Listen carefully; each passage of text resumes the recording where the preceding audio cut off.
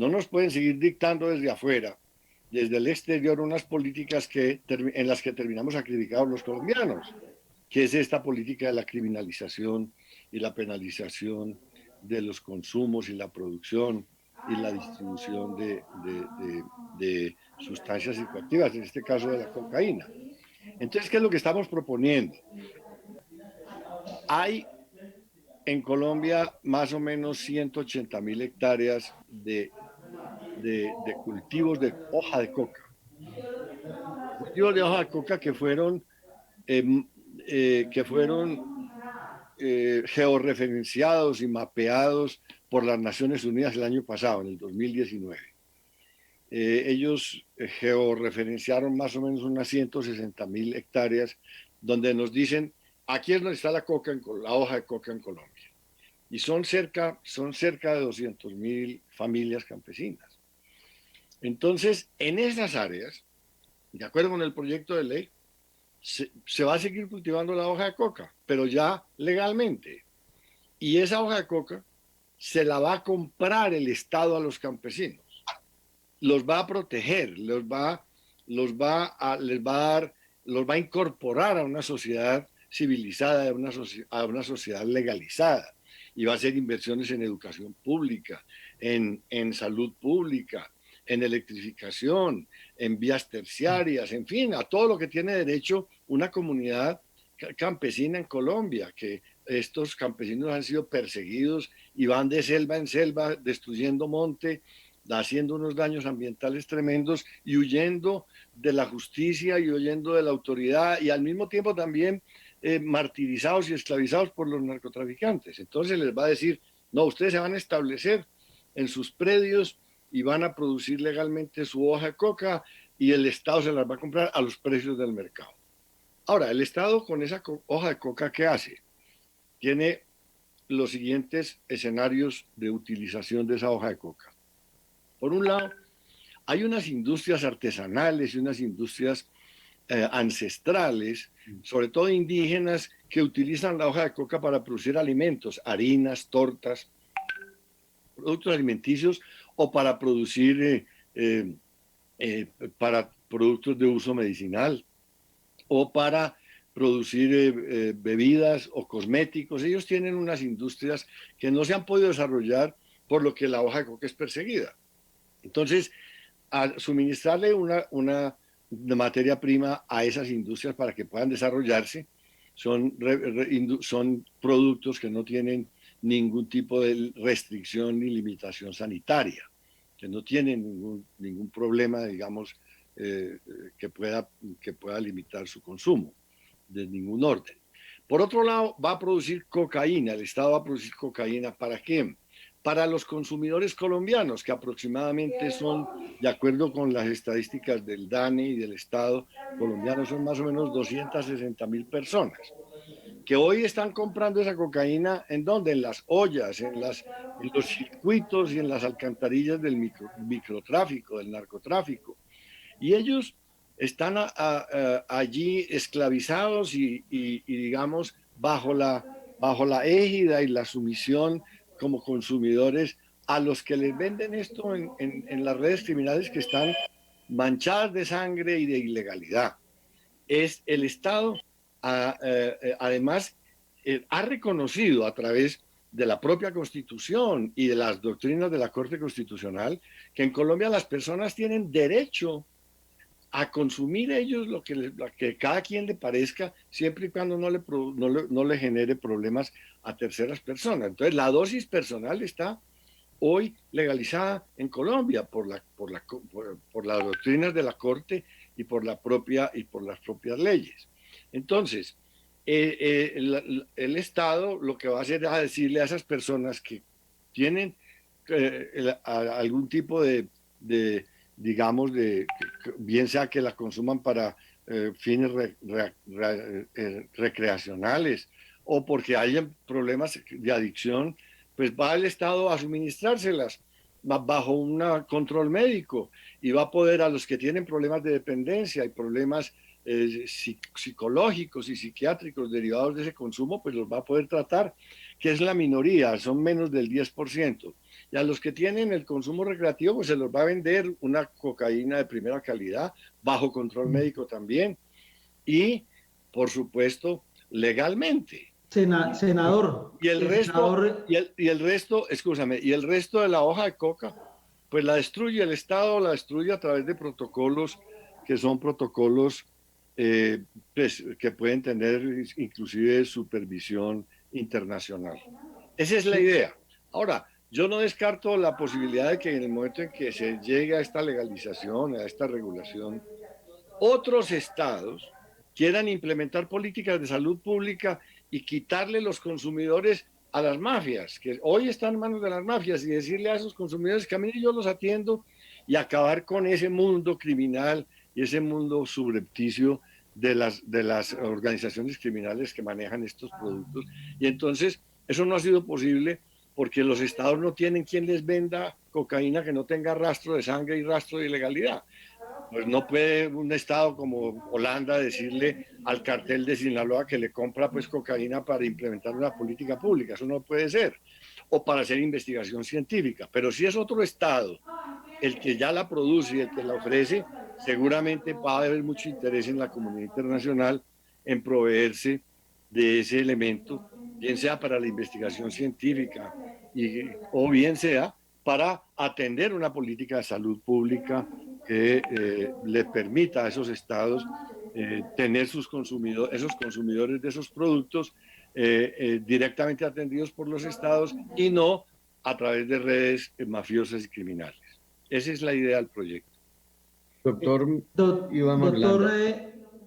doctor Iván Sí, Harvey. Marulanda. Sí, es que tenía una pregunta, mire, porque, a ver, para entrar no en el diagnóstico, porque creo que usted ha sido muy acertado, pero es el que hemos escuchado durante toda esta década, el diagnóstico igual. Ese rastro de sangre del que usted habla, pues es el que verdaderamente hace que esta propuesta tenga un eco importante. Y mire, aquí llevo la cámara, Harvey, para poder verlo, sí, qué pena.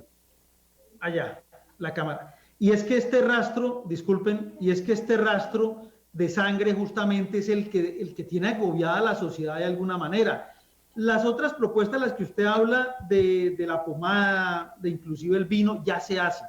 Yo creo que usted está enterado de eso, ya hay empresas que lo hacen legalmente, que cultivan legalmente la coca, que sacan al comercio, pero digamos que ese volumen no es tan grande y ya de hecho ya lo hacen, o sea, ahí no hay novedad absolutamente nada en esa parte, excepto que lo impulsemos, que impulsemos el ejercicio.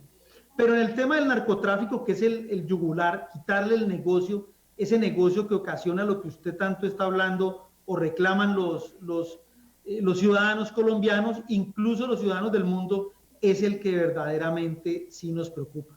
Dos cosas en esa propuesta, que yo creo que son las que nos atañen. Mire, el precio no se podría mantener igual para no mantener expectativa, ¿no? Yo creo que a la hora que se legalice esa producción, el precio inmediatamente baja, digamos que no hacía un pan coger, pero sí bajaría a condiciones, porque también se elimina de alguna manera esa parte de la ilegalidad, que es la que la hace costosa.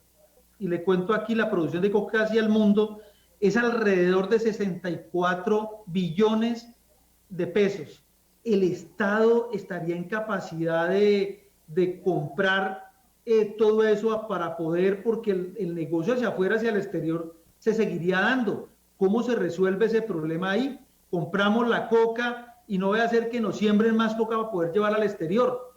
¿Cómo sería ahí? ¿O nos volvemos vendedores hacia el exterior también, dentro de la legalidad, como un modelo?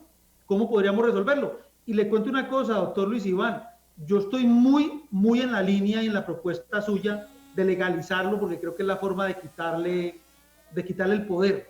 Sí, Harvey. Bueno, tú has tocado varios temas.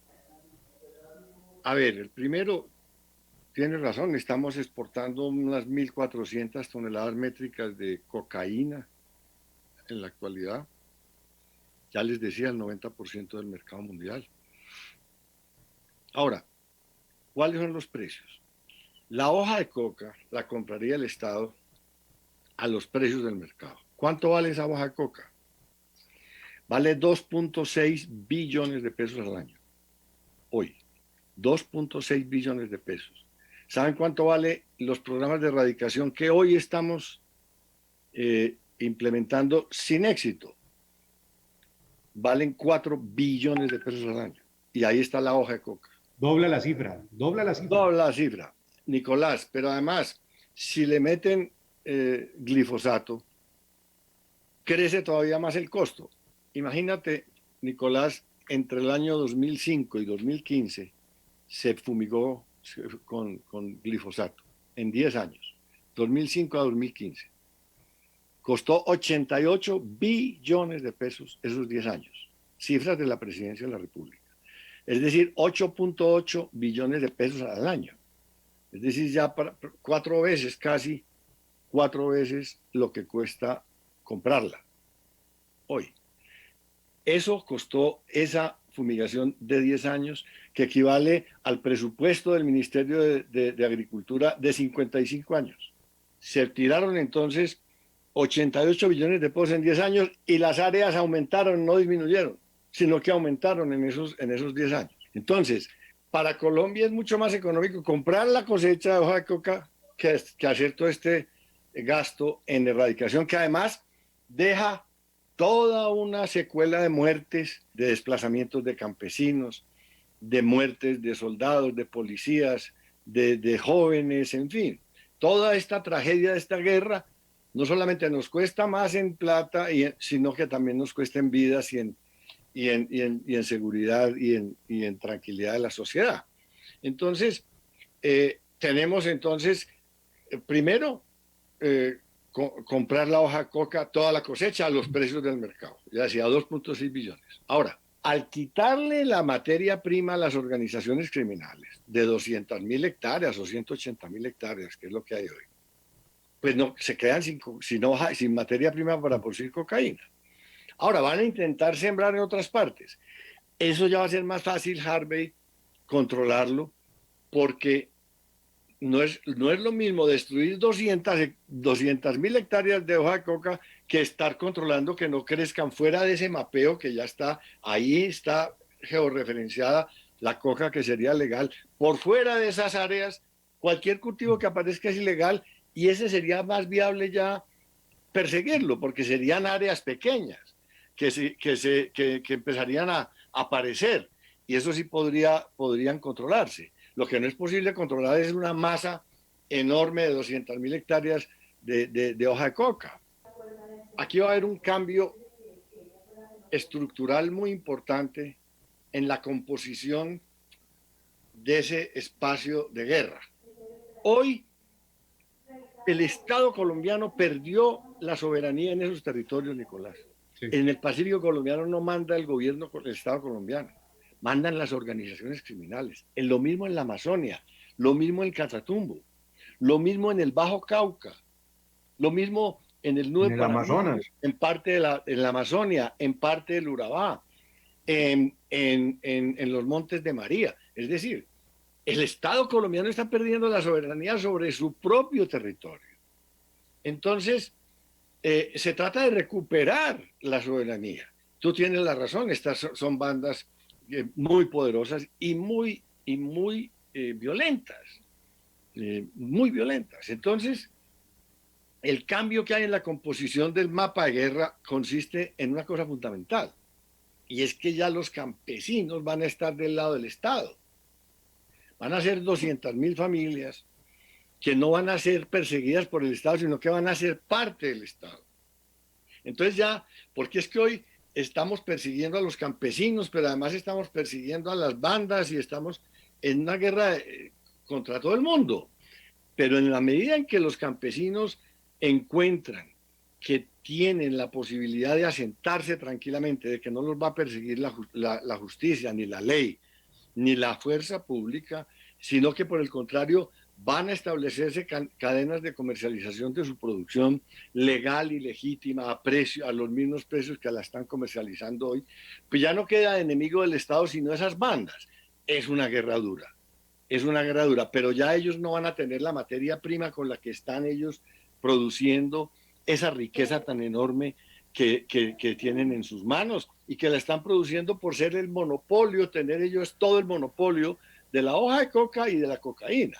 Se les va a quitar el monopolio de la hoja de coca y se les va a quitar también la producción de cocaína. Luego van a quedar en el aire defendiéndose, eso sí, muy fuertemente para recuperar su preeminencia en el mercado y en esos escenarios, pero ya van a tener un Estado que no va a tener de por medio a los campesinos, sino un Estado que los puede enfrentar ya en condiciones donde es viable ya ganar una guerra. Lo que es imposible es ganar la guerra teniendo ellos hoy la hoja de coca, los campesinos y la cocaína y las armas. Vamos a recuperar el territorio, vamos a recuperar la hoja de coca, vamos a recuperar los campesinos y vamos a enfrentar ya con la fuerza pública el poder militar de esas bandas. Ahora es una guerra prolongada. Senador, pero permítame, ya mejor permítame irle resumiendo, mire, y para ir entendiendo. Lo primero, en la primera intervención usted dice que es más barato, es más económico comprarles que atacarlos. Y me parece que eso empieza a ser una cifra contundente frente a la propuesta también.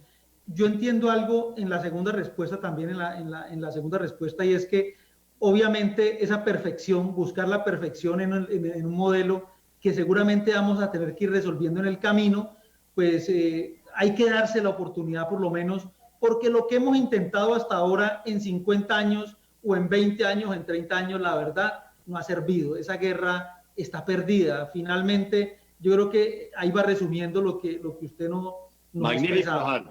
Magnífico resumen, gracias. Perfecto. Senador Luis Iván Marulanda, yo creo que esto va a hacer que los precios en el exterior, la escasez, usted sabe que esto es una economía de libre mercado, suban. Dentro del modelo vamos a poder empezar a venderle a los países extranjeros, los principales consumidores, porque si empieza a ser una solución en Colombia, pues posiblemente sea una solución para ellos también, que son los grandes consumidores. Realmente el problema del narcotráfico en las grandes estructuras está hacia adentro una parte, y estoy consciente de eso, y el modelo suyo es muy interesante hacia adentro, pero hacia el exterior, hacia afuera, en su modelo, en su propuesta, ¿cómo les quita el control a ellos? ¿Cómo podría ser ese modelo a futuro? Sí, es muy interesante el planteamiento. La política de la guerra contra las drogas, el fracaso de esa política no solamente se mide en esta matanza tan terrible que hemos sufrido los colombianos y el mundo entero lleno de cárceles, las cárceles llenas de gente, porque es que esto ha generado toda una secuela brutal de daños en las sociedades. Sino que no solamente ha pasado todo eso tan terrible en materia de descomposición social, de criminalidad, de muerte, de corrupción, sino que los precios no cambian. Han subido muy poco los precios en los mercados internacionales, lo que quiere decir que esa guerra ha fracasado, porque han perseguido y siguen abasteciéndose en los mercados tranquilamente y los precios no se alteran. Tú tienes razón que si Colombia pone en práctica esta política y corta de tajo esa oferta gigantesca de Colombia, pues tendrán que suplantar esa oferta con producciones en otros países, me imagino yo. O se va a producir ese fenómeno del alza de precios que tú planteas en esos mercados y va eso a limitar mucho los consumos, van a desplazarse hacia otro tipo de productos, que de hecho eso está ocurriendo ya en los Estados Unidos. Ya los opiáceos, que además son drogas inclusive que se venden en las farmacias, están desplazando bastante estos mercados de consumo de cocaína. Va a ser muy interesante la evolución de este problema, pero puede llegar inclusive, como bien tú lo planteas, a que esos estados digan, hombre, aquí tenemos una oportunidad de implementar políticas públicas para el Estado recuperar, digamos, esa población consumidora para la legalidad y atenderles sus necesidades vendiéndoles una cocaína importada, producida por un país con toda la legalidad. Es decir, va a ser muy interesante lo que va a pasar allá. Bien sea porque suban mucho los precios y entonces se desplace hacia otro tipo de productos, o bien sea porque esos países implementen políticas de salud pública y le compren a Colombia existencias con las cuales atender a sus consumidores y desplazar las mafias y sacar las mafias de las calles. Eso es posible. Senador Iván Marulanda, permítame trasladarle una pregunta de una persona que nos está viendo. Mire, y que con toda curiosidad, usted es una persona muy conocida en otros territorios, digamos así en el eje cafetero, pero aquí en el Valle incluso mucha gente se confunde con su apellido. Y me preguntan y me dicen aquí, él no es familiar, él no es el hermano, el tío de Manuel Marulanda, y yo le digo, no, mire, no, inclusive es una persona que ha tenido, es un economista reconocido, estado en otras latitudes, y lo digo no por mí, porque sí conozco su trayectoria, pero lo digo porque justamente me hacen esa pregunta. Mucha gente que no lo conoce, pues tiene esas curiosidades de la persona. ¿Quién es Luis Iván Marulanda, que hoy en día nos está proponiendo un proyecto? Además ha propuesto muchos proyectos. ¿Quién es Luis Iván Marulanda? Tengo entendido que ha sido un político con mucha trayectoria, ¿no? Concejal, alcalde. Cuéntenos un poquito para ubicar los televidentes. Claro que sí, Harvey. Gracias por esa pregunta. Sí, efectivamente, a mí muchas personas me confunden con ese apellido de Tirofijo. No, el apellido de Tirofijo es Marulanda, no era el apellido de él. El apellido de él era Marín. Y él se puso Marulanda porque tomó el nombre de un líder sindical que murió por allá en los años 40, tal vez, en Bogotá. No, nada que ver, nada que ver. Yo soy de Pereira, de una familia pues tradicional de Pereira. Mis bisabuelos fueron unos de los fundadores de Pereira, de una familia cafetera. Soy economista de la Universidad de Antioquia. Fui alcalde de Pereira, entre otras cosas, pero he vivido la mayor parte de mi vida en Medellín, en Antioquia. Y aquí fui concejal de Medellín y presidente del Consejo de Medellín. Fui el fundador del nuevo liberalismo con Luis Carlos Galán y con Rodrigo Lara. País de pura cepa. Sí, y entonces, sí, mis antepasados son de Sonsón. Y entonces yo fui fundador con Luis Carlos Galán y Rodrigo Lara del nuevo liberalismo, y allí fui senador de la República con Luis Carlos Galán. Precisamente cuando lo asesinaron éramos compañeros en el Senado. Teníamos otro colega, compañero del Valle del Cauca, del nuevo liberalismo, que se llama Pedro José Barreto.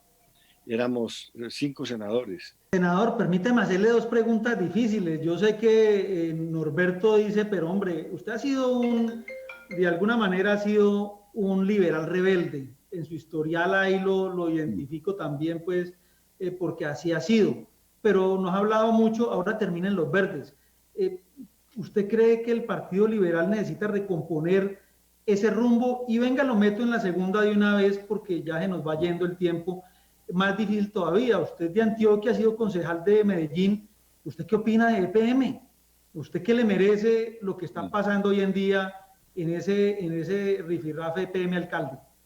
Sí, gracias Harvey por las preguntas. Sí, vea, yo me retiré del Partido Liberal porque vi que perdió totalmente su rumbo ideológico, su compromiso ideológico, y que se convirtió un poco en una rosca familiar y en una rosca muy poco interesante para el país y para los liberales, totalmente indoctrinaria, metida en el mundo del clientelismo y de las maquinarias políticas, y sin ningún rumbo ideológico y sin ningún compromiso social. Y entonces me retiré.